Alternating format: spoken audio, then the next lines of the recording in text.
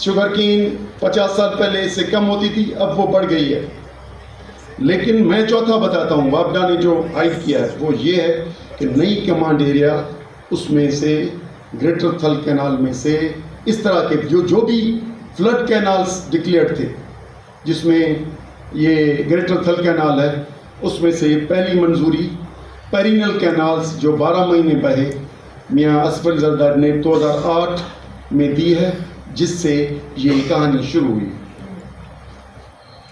तो मजमूई तौर पे ग्रेटर थल कैनाल की 1.918 एकड़, अंदाजन 2 मिलियन एकड़ ग्रेटर थल कैनाल पे बननी है।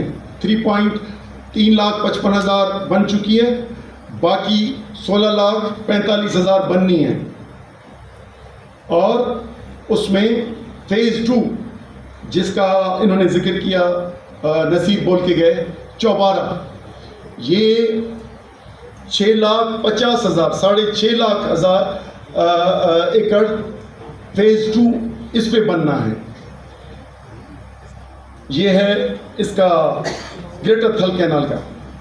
बाकी फेज़ 3 में बनेगा। और एरियाज कौन सी होंगी, क्योंकि वो पहले एग्रीकल्चर के नीचे नहीं है, वो आबाद नहीं है। खुशाब, लिया, बखर, जंग और मुजफ्फरगढ़ के जो रेतीले इलाके हैं वहाँ ये आबादी होगी।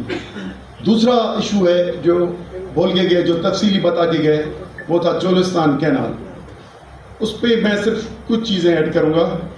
वो बता के गए कि इंडस से झेलम में आता है, झेलम से रावी में आता है, रावी और चनाब में आता है, चनाब से रावी में आता है, रावी से सतलज में आता है। ये वो बता के गए हैं। मैं सिर्फ उसमें एक चीज़ बताऊं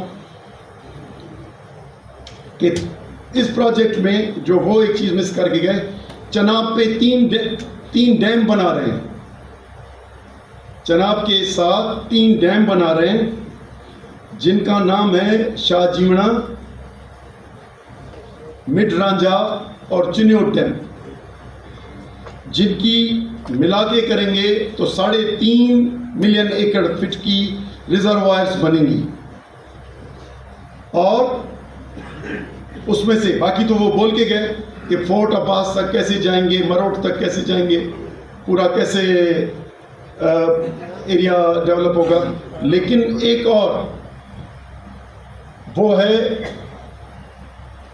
जो 3 डैम हैं, उसमें से चिन्योट डैम, मिड रांझा से एक और कैनाल जिसका वो जिक्र करना शायद भूल गए हो,